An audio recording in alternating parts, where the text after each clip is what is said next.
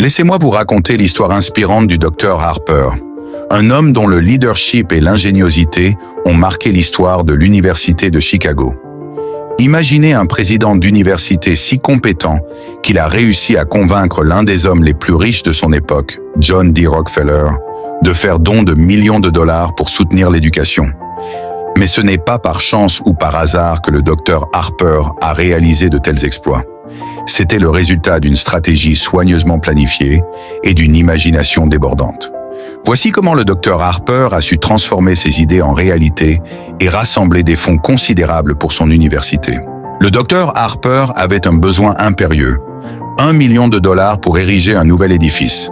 Après avoir minutieusement dressé la liste des riches de Chicago susceptibles de lui accorder cette somme colossale, il se concentra sur 2 millionnaires qui étaient en réalité des ennemis jurés. L'un d'eux était à la tête du système des voies ferrées de Chicago. Choisi avec soin, le moment de l'approche et le lieu de la rencontre étaient cruciaux. C'est ainsi que le docteur Harper, d'un pas nonchalant, pénétra dans le bureau de sa victime, qui fut prise au dépourvu par cette visite inattendue. « Je me nomme Harper », déclara le médecin, « et je suis le président de l'Université de Chicago. Je vous prie de m'excuser pour cette intrusion, mais n'ayant trouvé personne à l'extérieur de votre bureau, ce qui n'était en rien le fruit du hasard, je me suis permis d'entrer. Votre système de voies ferrées m'a souvent fasciné. Vous avez bâti un réseau remarquable et je suis conscient des bénéfices financiers que vous en avez tirés. Cependant, tandis que je pense à vous, je ne peux m'empêcher d'imaginer le jour où vous quitterez ce monde pour l'au-delà. Votre argent, aussi considérable soit-il, risque de perdre son identité dès qu'il changera de main. Voilà pourquoi j'ai songé à vous offrir l'opportunité de laisser une trace indélébile de votre nom. Une nouvelle salle, portant votre nom, pourrait être érigée au rez-de-chaussée de notre université. J'aurais déjà proposé cette opportunité si l'un de nos directeurs n'avait pas insisté pour rencontrer Monsieur X, l'ennemi juré. Personnellement, je vous préfère à cet autre homme. Si vous le permettez, je tenterai d'infléchir le destin en votre faveur. Je ne suis pas venu vous presser de prendre une décision immédiate. En passant dans ce quartier, j'ai simplement ressenti que c'était le moment propice pour notre rencontre. Prenez le temps d'y réfléchir. Si vous souhaitez me revoir, n'hésitez pas à me rappeler, à toute heure. Je vous souhaite une excellente journée, monsieur. C'est un honneur d'avoir eu la chance de vous rencontrer.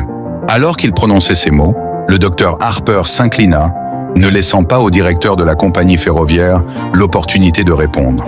En réalité, ce dernier n'eut même pas l'occasion de parler.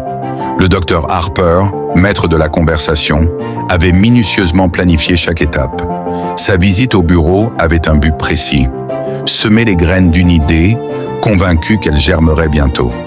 Ses convictions étaient solidement ancrées. À peine était-il retourné à l'université que le téléphone sonna.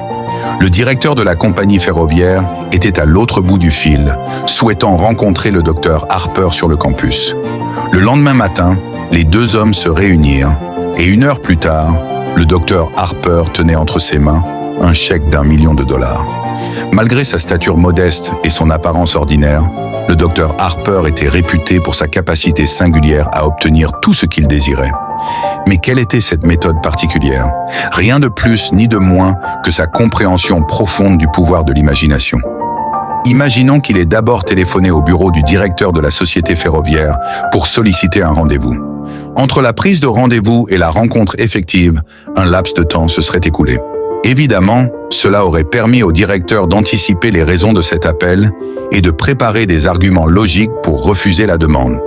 Supposons également que le docteur Harper aurait entamé son discours ainsi: « L'université a un besoin urgent de financement et je suis venu vous solliciter. Vous avez accumulé une grande fortune et il est possible que vous ayez une dette envers la communauté qui vous a permis d'y parvenir.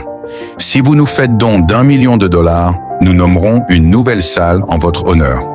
Maintenant, examinons le résultat probable de cette proposition. Tout d'abord, il n'y aurait pas de motif suffisamment convaincant pour influencer le directeur. Même s'il est vrai qu'il pourrait avoir une dette envers la communauté, il ne l'admettrait probablement pas. Deuxièmement, le directeur aurait probablement préféré une approche plus offensive que défensive lors de la proposition. Cependant, le docteur Harper a utilisé son imagination et s'est adapté à la situation. Il a placé le directeur dans une position défensive en lui faisant savoir qu'il n'était pas certain d'obtenir l'accord du conseil d'administration pour accepter l'argent en échange de la salle portant son nom. Ensuite, il a souligné l'honneur que le directeur ressentirait en voyant son nom gravé sur le bâtiment, surtout si le nom de son rival aurait pu y figurer à la place. Le docteur Harper a habilement exploité l'une des faiblesses humaines les plus courantes en montrant au directeur comment perpétuer son nom. Et voilà, c'est ainsi que le docteur Harper, avec sa vision audacieuse et son leadership exemplaire, a réussi à changer le destin de l'Université de Chicago.